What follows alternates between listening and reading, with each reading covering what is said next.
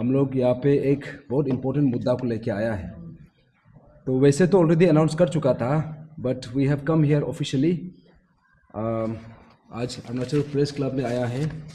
The reason is that कि ये जो मैसेज है it has to go across whole of Arunachal. Arunachal का हर कॉर्नर में ये मैसेज जाना ज़रूरी है। और कल जो प्रोग्राम होने जा रहा है उसका बारे में मैं थोड़ा सा बता दूं। वैसे तो बहुत लोगों को पता है कि ये 80-20 रेशियो का सिचुएशन क्या है, और जो हम लोग एसटी पीआरसी को मैंडेटरी करने का जो बात कर रहा है, तो जो एग्ज़ाम दे रहे हैं वो लोगों को पता है, और जो गवर्नमेंट जॉब में है उन लोगों को भी पता है। लेकिन जो कॉमन मैन जैसे कि जो वेजिटेबल वेंडर्स या फिर ऑटो टेम्पो ड्राइवर्स या फिर मार्केट में जो बैठा है, इन लोगों को 80-20 का बारे में अभी तक पता नहीं है। तो in a very short and synoptic form में मैं 80-20 का बारे में हल्का सा इसको एक ग्लिम्स दे देता हूँ। ये एग्जैक्टली है क्या 80:20 रेशियो। तो 80:20 रेशियो जो है ये एक क्राइटेरिया है जो यहाँ पे रिक्रूटमेंट सिस्टम में और प्रमोशन में इसको इनकॉर्पोरेट किया गया है। तो 80-20 का रेशियो का मतलब ये है कि 80% जो है ये APST, that means Arunachal Pradesh scheduled tribe students या फिर यहाँ का इंडिजिनस सिटीजन के लिए रिजर्व करके रखा है। बट 20% जो है that is unreserve, that means वहाँ पे ST का कैंडिडेट भी हो सकता है और बाहर का भी हो सकता है। तो ये जो था 80-20 का जो रेशियो का जो इशू है ये 1991 से शुरू हुआ था। आई हैव एन ऑर्डर 1991 का, मेरे पास एक ऑर्डर है, एक ऑफिस मेमोरेंडम है। तो ये ऑफिस मेमोरेंडम में ये क्लियरली यहाँ पे मेंशन है कि फर्स्ट टाइम ये 80-20 रेशियो को यहाँ पे इंट्रोड्यूस किया गया था इन द ईयर 1991। बहुत ज़्यादा फैक्टर था, रीज़न बहुत ज़्यादा था। One of the first reason was that कि उस समय में in the early 90s and late 80s जब हमारा स्टेट नया स्टेटहुड मिला था, हमारे यहाँ पे लिटरेसी रेट बहुत ज़्यादा कम था, लेस देन 30% से भी कम था। उसमें कोई पढ़ा लिखा वाला कोई भी नहीं था। इतना सारा वैकेंसी था, इतना सारा पोस्ट था, लेकिन कैंडिडेट अवेलेबल नहीं था। तो उस समय का रिक्वायरमेंट का हिसाब से ये 80:20 रेशियो को बनाया था। इनफैक्ट उस समय में, उससे पहले और उस समय में 50-50 रेशियो चल रहा था। उसके बाद 1991 में 80:20 रेशियो को लेके आया। तो 1991 से लेके आज हम साल 2026 में है, दैट मीन्स 35 इयर्स निकल चुका है।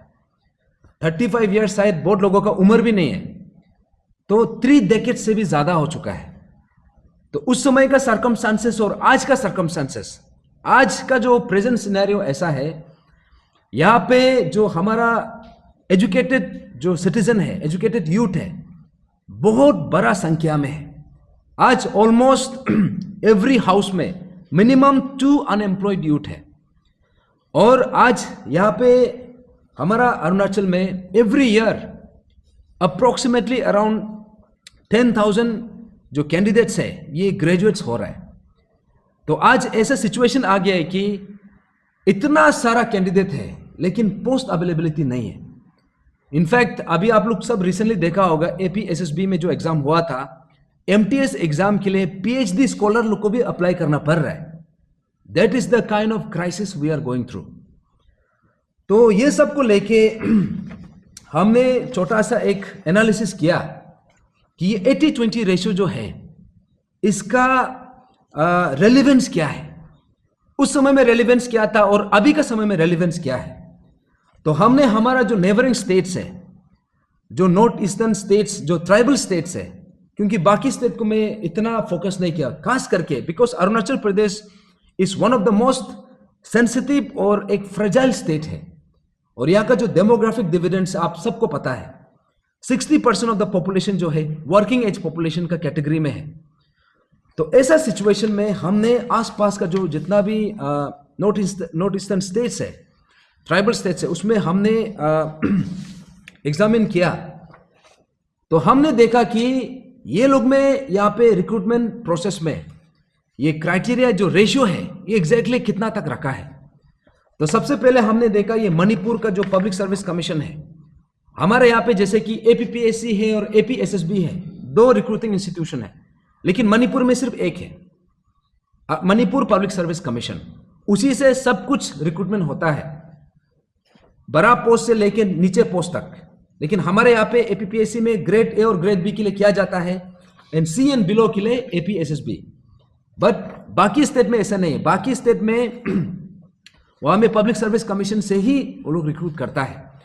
तो सबसे पहले हमने देखा कि मणिपुर का, ये है मणिपुर का जो पब्लिक सर्विस कमीशन का एलिजिबिलिटी क्राइटेरिया।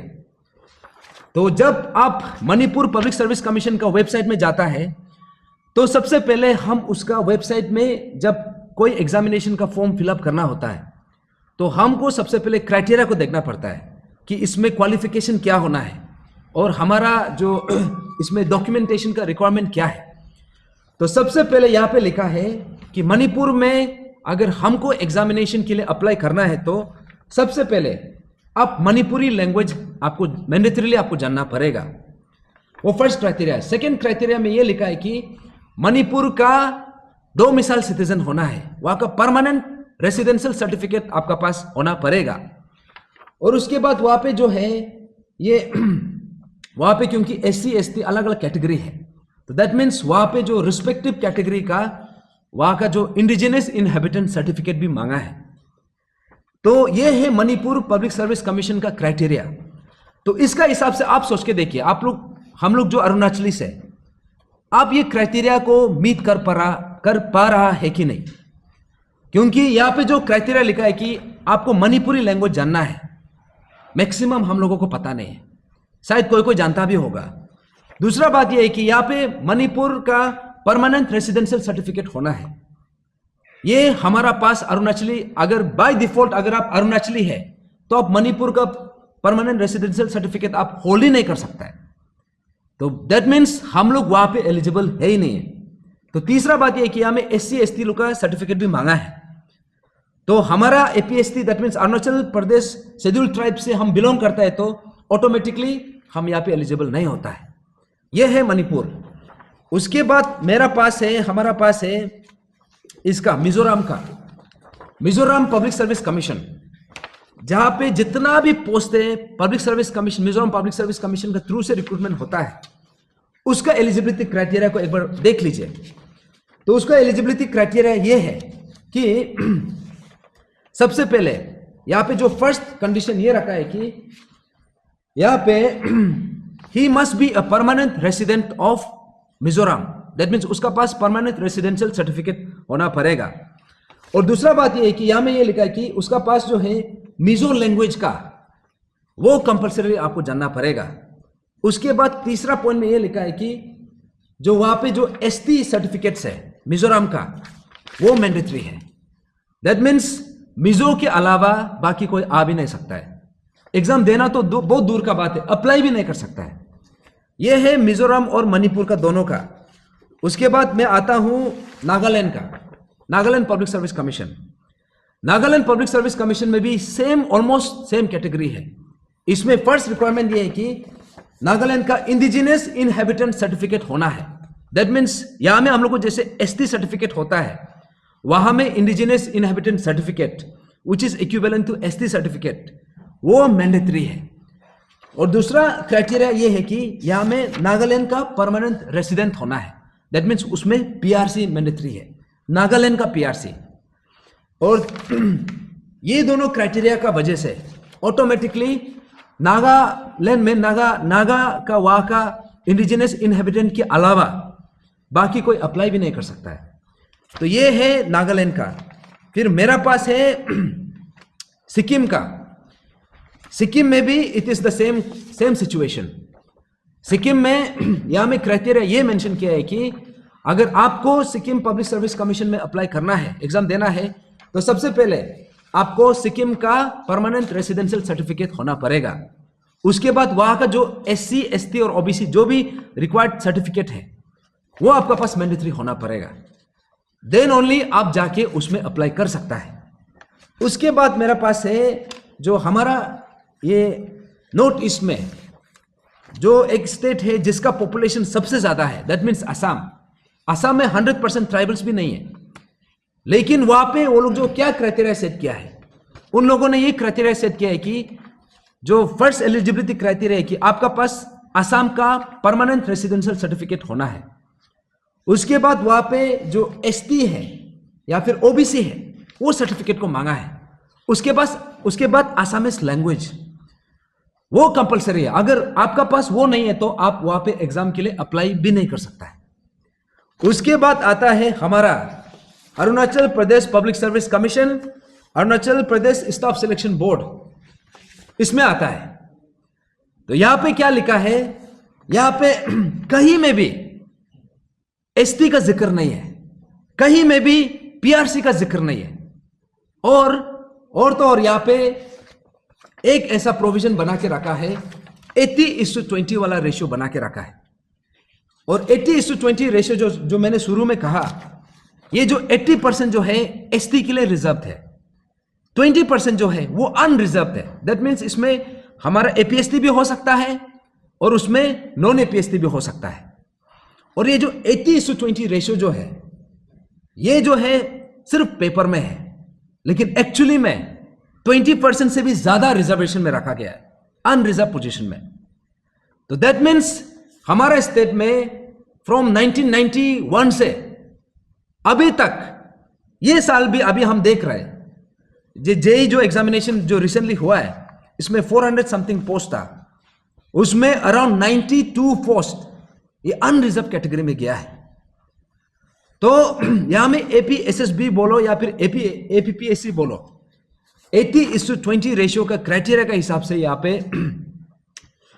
यहां का बाहर का नॉन एपीएससी कैंडिडेट्स 20% जो एक अनरिजर्व जो एक कोटा रखा है 1991 से लेके अभी तक उसको फिलअप किया जा रहा है। और उसका वजह से अभी का अरुणाचल का जो स्टैटिस्टिकली जो कंडीशन है वो ये है कि अरुणाचल का administrative structure and bureaucratic structure में 60% ऑफ द ऑफिसर्स या फिर ऑफिशियल्स वो नॉन एपीएससी है। तो आज मैं ये बात इसलिए आप सबका बीच में लेके आया हूं, ये बाकी ट्राइबल स्टेट में 100% रिजर्वेशन है।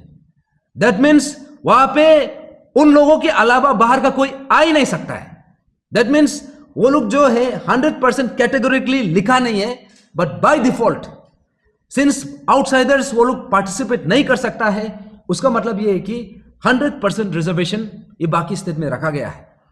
लेकिन अरुणाचल ऐसा एक स्टेट है, ऐसा एक एक्सेप्शन है। उस समय का जो सिचुएशन था वो हम समझ सकता है, लेकिन ईयर 2026 आज हम ऐसे सिचुएशन में हैं। आज हमारा पॉपुलेशन कितना है? 2011 का सेंसस के हिसाब से इट्स लेस देन 15 lakhs। तो अभी 2021 के हिसाब से बोलने से अप्रोक्सीमेटली अराउंड 16 to 17 lakhs होगा। और उसमें से भी जो एक्चुअल ट्राइबल्स है मुश्किल से 8 lakhs, 7.5 to 8 lakhs जो असली एपीएसटी है, बाकी नॉन एपीएसटी है। तो अगर हम इसको अरुणाचल का पॉपुलेशन को इंडिया का पॉपुलेशन से अगर हम कंपेयर करेगा, रेशियो लगाएगा, अरुणाचल का 15 लाख पॉपुलेशन और इंडिया का कितना है 1.5 बिलियन, तो हम कंपैरिजन करने से 1% भी नहीं है, 0.0001। लेकिन यहां का सिचुएशन क्या है, इतना कम पॉपुलेशन होने के बावजूद भी हमारा जो अनएम्प्लॉयमेंट रेट है ये नेशनल एवरेज से भी ज्यादा है। And I think this is a serious alarm, एक सीरियस क्राइसिस में हम गुजर रहा है। तो हमको लगता है कि इनफ इज इनफ। जितना हमने 20% 80-20 करके 20% एक अनरिजर्व कैटेगरी रख दिया था, जितना रखा है वहां तक रख के अभी इसको फुल स्टॉप लगा देना है। अभी यहां में एसटी और पीआरसी को मैंडेटरी करना है एलिजिबिलिटी क्राइटेरिया में। That's how it will be reserve for the APSC candidates here. और ये सिर्फ ये हमारे लिए एक लग्जरी नहीं है, हम एक्स्ट्रा डिमांड भी नहीं कर रहे हैं। हम ये चीज इसलिए बोल रहे हैं बिकॉज आज हमारा जो स्टेट का जो सिचुएशन है ऐसे है कि इतना सारा अनएम्प्लॉयड वाला स्टूडेंट्स है, एस्पिरेंट्स है, लेकिन जॉब लिमिटेशन इतना कम है। जहां पे 1000 पोस्ट क्रिएट होना चाहिए था उसमें सिर्फ 10 पोस्ट क्रिएट किया जा रहा है। वो 10 पोस्ट में से भी 2 पोस्ट को अनरिजर्व करके रख दिया, तो वो बचा 8 पोस्ट। तो जैसे हमने एपीपीएससी पेपर लीकेज का जो स्कीम को देखा है, वो 8 पोस्ट भी कितना पोस्ट सेफ है हम नहीं बोल सकता है, लेकिन वो 8 पोस्ट के लिए कैंडिडेट कितना है, अराउंड 35,000 कैंडिडेट्स। आप इमेजिन करो, उस समय में ऐसे था कि पोस्ट जो है 1000 में पोस्ट है, कैंडिडेट्स जो है 100 भी कैंडिडेट्स नहीं है। तो इसीलिए उस समय में जरूरत था, क्योंकि स्टेट को चलाना था। लेकिन आज हम ऐसे एक सिचुएशन में आ चुका है, दिस 80:20 रेशियो जो क्राइसिस है, this is one of the main source of जिससे हमारे यहां पे अनएम्प्लॉयमेंट रेट इतना सारा हो रहा है। और ये जो है सिर्फ अनएम्प्लॉयमेंट का पर्सपेक्टिव से सिर्फ नहीं है, हमने अभी देखा है कि यहां में इलीगल इमिग्रेंट्स को लेके भी इशू चल रहा है, यहां पे हम रेफ्यूजीज का इशू को लेके हम बात कर रहे हैं। लेकिन ये सब इसलिए हम बात कर रहे हैं बिकॉज ये दिस इज रियलिटी, असली का भी यहां में प्रॉब्लम है। जैसे कि यहां पे बाकी जो इलीगल इमिग्रेंट्स है, कोई लोग यहां पे कोई दुकान चलाता है, कोई लेबर करता है, कोई यहां पे कुछ छोटा मोटा बिजनेस करता है, तो वो भी इलीगल इमिग्रेंट्स है। लेकिन यहां पे जो नॉन एपीएससी जो 80:20 रेशियो का दरवाजा से जो घुस रहा है, वो सीधा सिस्टम में घुस रहा है। दैट मीन्स आप सबको पता है, अरुणाचल कोई भी स्टेट का, कोई भी कंट्री का, उसका पॉलिटिकल सिनेरियो को कौन डिक्टेट करता है? It's the bureaucrats, it's the administrative structure. तो यहां पे हम सबको पता है कि कैंडिडेट सिर्फ चेहरा है, उसको फंडिंग करने वाला, उसको बनाने वाला, उसका पीछे ब्यूरोक्रेट्स है, उसका पीछे एडमिनिस्ट्रेटर्स है। तो आप सोच के देखो, 1991 से 2026 तक अभी कितना रिक्रूट हो चुका है। सिर्फ 80-20 सिर्फ पेपर में लिखा हुआ है, एक्चुअली में 20% से भी ज्यादा हो रहा है। अभी भी कुछ एग्जाम में हम लोग को देखने को मिल रहा है कि ये 80:20 रेशियो को मेंटेन किया ही नहीं है। तो आज हमारा टीम आप सबका बीच में इसलिए आया है कि इट इज टाइम कि 80:20 रेशियो को स्क्रैप करने का समय आ चुका है।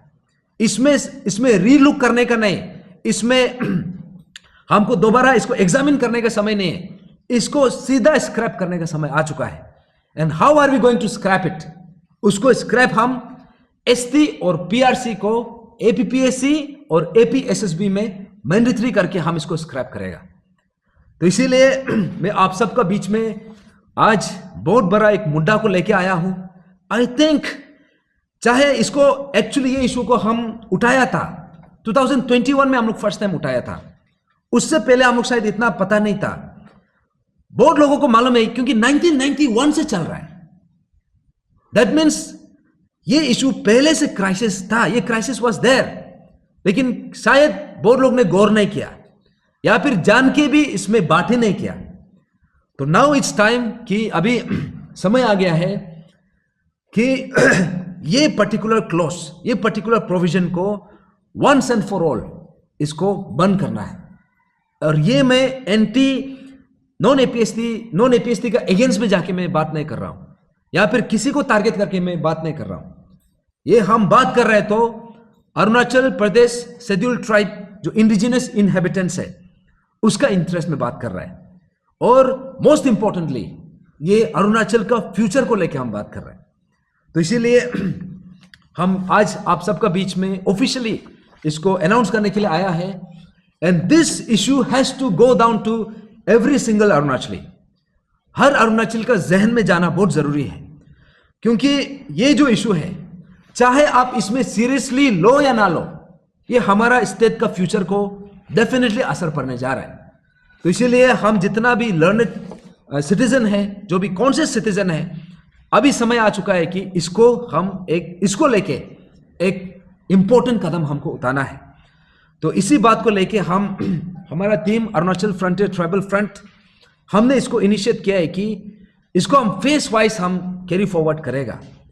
बिकॉज सबसे फर्स्ट फेज में हमने 28 जनवरी 2026, दैट मीन्स कल, आज 27 है, कल 28 है, कल हम ये फर्स्ट फेज में हम इसमें सिग्नेचर कैंपेन और अवेयरनेस प्रोग्राम हम करने जा रहे हैं। अभी बोर्ड का सवाल होगा कि आप अवेयरनेस करके क्या होगा या फिर सिग्नेचर कैंपेन करके क्या होगा। लेकिन मैं ये बात क्लियरली आप सबको बता दूं, जो भी सुन रहा है, जो भी ये बात कर रहा है, शायद आपको ये इशू का बारे में आइडिया है, और जो पढ़ा लिखा है आप लोगों को आइडिया है, जो एग्जाम लिख रहा है आप लोगों को आइडिया है, जो जॉब में है आप लोगों को ये इसका बारे में पता है। लेकिन मेजोरिटी बहुत सारा सेक्शन है जिसको 80:20 का बारे में कुछ भी आइडिया नहीं है। अभी हम पूछने से भी वो लोगों को पता ही नहीं है। तो इसलिए हमारा मानना यह है कि ये इशू जो है ये पैन अरुणाचल इशू है। ये कोई एक पर्टिकुलर ट्राइब का नहीं है, एक पर्टिकुलर कम्युनिटी का नहीं है, एक पर्टिकुलर सेक्शन का नहीं है। ये पूरा अरुणाचल एज ए होल हम सबका है। तो इसीलिए इट इज वेरी इंपॉर्टेंट कि जो बीमारी से हम इतना समय से हम सेके आ रहा है, वो बीमारी का अंदाजा, वो बीमारी का असलियत आपको हर एक अरुणाचली को उसका नॉलेज होना चाहिए। तो इसलिए हम सबसे पहले this is the first phase जहां पे हम ईटानगर कैपिटल रीजन में जितना भी इनहेबिटेंट्स है, जितना भी अरुणाचली से विद इन कैपिटल, हम सबको यही अपील करने के लिए आया है कि ये पर्टिकुलर ड्राइव में आप सबका पार्टिसिपेशन होना बहुत जरूरी है। यहां में जिसको आइडिया नहीं है आप भी आइए, जिसको जानना है कि ये 80:20 रेशियो एग्जैक्टली है क्या, जिसको पता करना है आप भी आइए, और जिसको ऑलरेडी पता है आप भी आइए, क्योंकि इसमें हम सबका इक्वल पार्टिसिपेशन बहुत जरूरी है। और यहां में बोल रहा होगा कि ये सिग्नेचर से होगा क्या। ये सिग्नेचर जो है, this will be a living testimony, this will be a clear message कि अरुणाचल का हर एक जनता का ये आवाज है, ये चेंज चाहिए। अभी इसको जो अथॉरिटी में बैठा है इसको नजरअंदाज नहीं कर सकता है। तो मेरा मानना यह है कि अभी यहां में हमारे स्टेट में क्या चलता है, यहां में एक ऐसा ट्रेंड है कि कोई ऑर्गेनाइजेशन इशू को उठाएगा, कोई पार्टी इशू को उठाएगा, बाकी सब पीछे में बैठ जाता है। तो जिसका कारण से क्या होता है कि अगर वो ऑर्गेनाइजेशन का पास इंटेग्रिटी है तब वो इशू सॉल्व होता है। लेकिन अरुणाचल में जितना भी हम इशू देखा है, not even a single issue has come to a rightful conclusion. तो उसका मतलब यह है कि हम ऑर्गेनाइजेशन में इतना डिपेंडेंट हो जाता है कि ये करेगा, लेकिन अगर वो कॉम्प्रोमाइज हो जाता है तो इशू उधर में गायब हो जाता है। तो मेरा मानना यह है कि यहां में हम ऑर्गेनाइजेशन के ऊपर में डिपेंड नहीं करना है। बहुत लोग बोलते हैं ये कोई अपसू आने से करेगा होगा, कोई अंशु आने से करेगा होगा, कोई दूसरा ऑर्गेनाइजेशन आने से करेगा होगा। मेरा ये सोच है कि करता है तो अच्छा बात है, लेकिन ये बात भी तो हम देखा है कि जितना भी डायलॉग बाजी कर लो लेकिन कंक्लूजन तो होता नहीं। पीआरसी इशू को हम लोग देखा है, एपीपीएससी पेपर लीकेज इशू को हम लोग देखा है, कौन कहां में कितना कहां तक कौन कितना पानी में है, हम सबको देखा है। मैं किसी का नाम लेना नहीं चाहूंगा। तो यहां में किसी को मैं टारगेट करने के लिए या फिर डीमीन करने के लिए मैं कोशिश नहीं कर रहा हूं। मैं ये बोलने के लिए कोशिश कर रहा हूं कि ये जो ऑर्गेनाइजेशन के ऊपर में जो डिपेंडेंस है इसको हमको बंद करना चाहिए। दैट मीन्स हम सबको एक एक अरुणाचली को खुद से आगे आना है, क्योंकि अरुणाचल चाहे आप उसको मानो या ना मानो, चाहे आप उसको एग्री करो या ना करो, अगर अरुणाचल का भला होता है तो हम सबका भला है। अगर अरुणाचल डिस्ट्रक्शन में जाएगा, अगर क्राइसिस में जाएगा, उसका जो खामियाजा है हम सबको भुगतना पड़ेगा, उसका जो कॉन्सिक्वेंसेस है वो हम सबको फेस करना पड़ेगा। तो इसलिए this is the first face, और ये मैं मंच से हर एक अरुणाचली तक मैं पहुंचना चाहता हूं, आपका दिल दिमाग तक मैं पहुंचना चाहता हूं कि ये इशू जो है इसको सॉल्व करने के लिए ना तो हमको कोई ऑर्गेनाइजेशन को डिपेंड करना चाहिए, ना तो हमको कोई पॉलिटिकल पार्टी को डिपेंड करना चाहिए, ना तो हमको कोई एक पर्टिकुलर इंडिविजुअल को डिपेंड करना है। इसको सॉल्व करना है तो हम सबको एक साथ इसको लड़ना पड़ेगा। तो उसके लिए मेरा ये मंच से हमारा टारगेट ये है कि ये पर्टिकुलर इशू के लिए अरुणाचल में 15 लाख पॉपुलेशन है, अप्रोक्सीमेटली अराउंड 8 लाख पॉपुलेशन एपीएचडी है।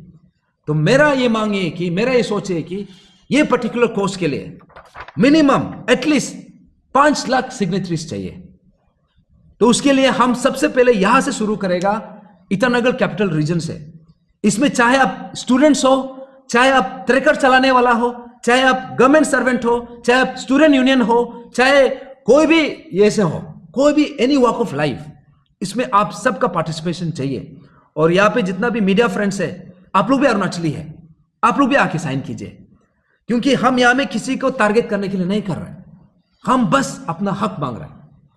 तो इसीलिए मैं यहाँ से ऐलान कर रहा हूं, हमारा टीम ऐलान कर रहा है कि ये फर्स्ट फेज हम ईटानगर कैपिटल रीजन से शुरू करेगा।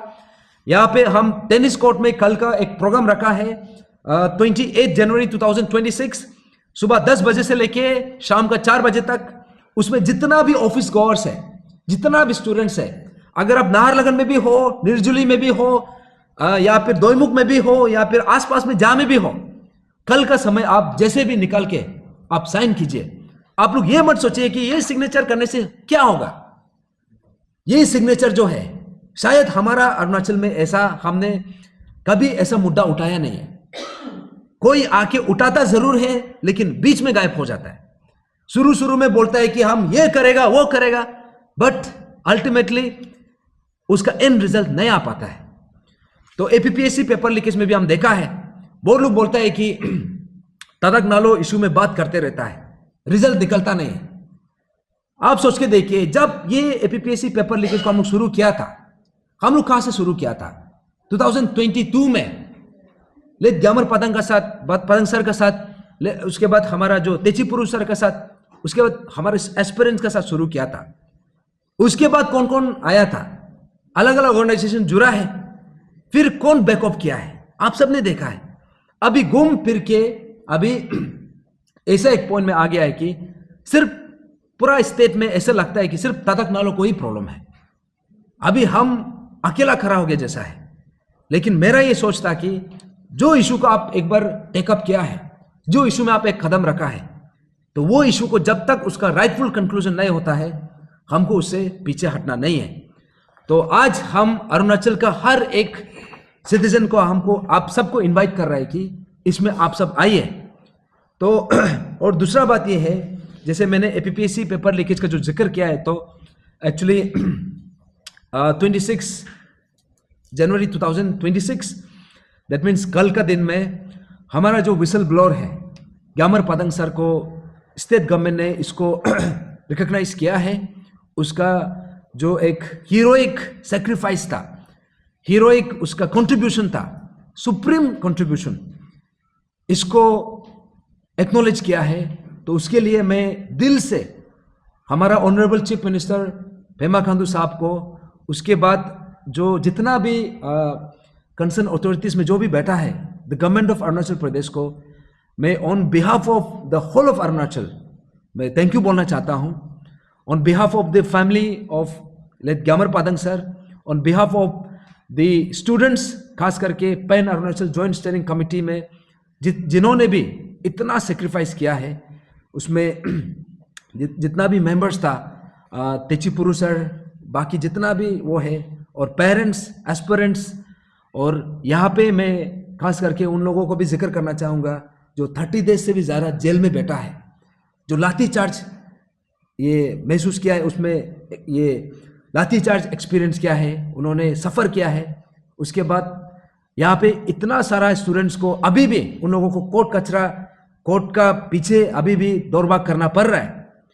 तो इन सब का सेक्रीफाइस को, इन सब का कंट्रीब्यूशन को कलेक्टिवली ग्यामर पतंग सर का जो एक अल्टीमेट, एक सुप्रीम सेक्रीफाइस था, उसको honourable chief minister and the government of Arunachal Pradesh ने जो एक्नॉलेज किया है थ्रू द गोल्ड मेडल, उसके लिए मैं धन्यवाद देना चाहूँगा, दिल से थैंक यू बोलना चाहूँगा।